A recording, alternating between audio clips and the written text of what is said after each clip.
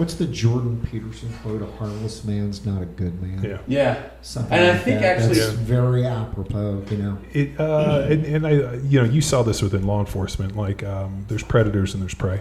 Right. And I'm sure you ran into people who were, whether it be drug or maybe not even, just have a predatory mindset.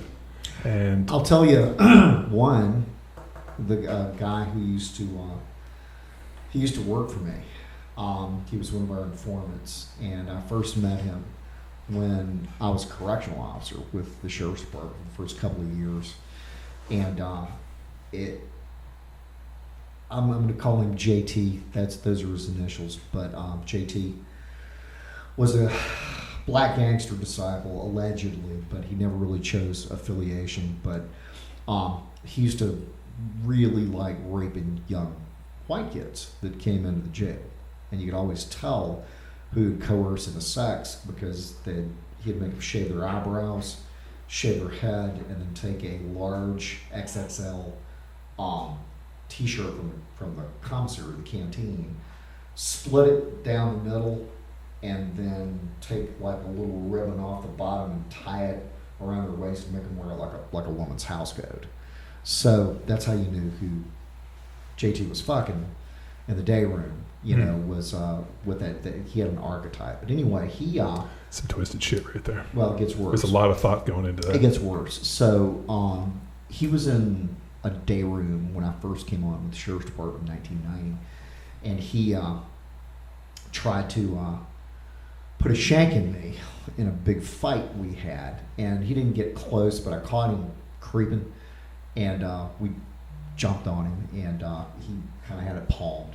There's no doubt. I mean, I knew he knew he was angling towards me, and I probably pushed it further than I should have, and I broke his arm. I didn't have to, but I did it. So, to make a point to him not to do that. Years later, he's back out on the street, and JT was known as what was called a jack boy, meaning he'd jack other dope dealers, and he always knew who had dope and cash. And a lot of times he would come in, and as I went through my career and eventually got to narcotics, he would show up, right, and want to give information for various reasons, right? There's an old adage: today's informant, tomorrow's defendant, because they're all scumbags, Sure. right? But anyway, he worked with us several times, and I was the guy he wanted to work with, mainly. Because he had this weird respect for me that went back to that day I broke his arm in that day room. But I remember, and he made some good cases for us. He didn't directly make the case, but he made a case for us that turned 4 ounces of powder into a 40 kilo ultimately hit that we eventually made through casework. It started with him. So he was a great informant. And sometimes, he wanted to be paid, and other times he just really didn't care. He was kind of ambivalent about it. It was real weird how he worked in and out. But I remember debriefing him, and as he got comfortable with me over the years, he used to tell me all kinds of heinous shit, right, about what he did and how he did it. But he told me about hitting a Haitian dope dealer in Ocala, Florida. He did a home invasion, and going there, and they got him tied down, and he had a kit.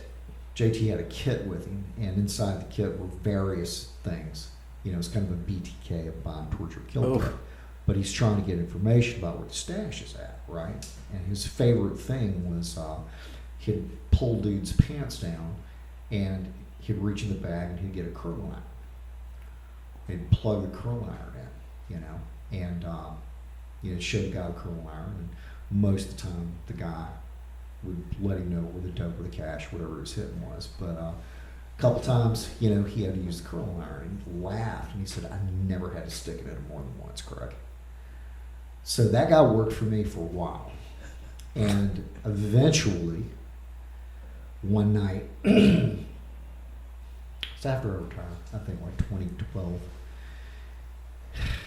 got all cracked up, And there was a 50-something-year-old paraplegic woman who was a scumbag, smoking crack.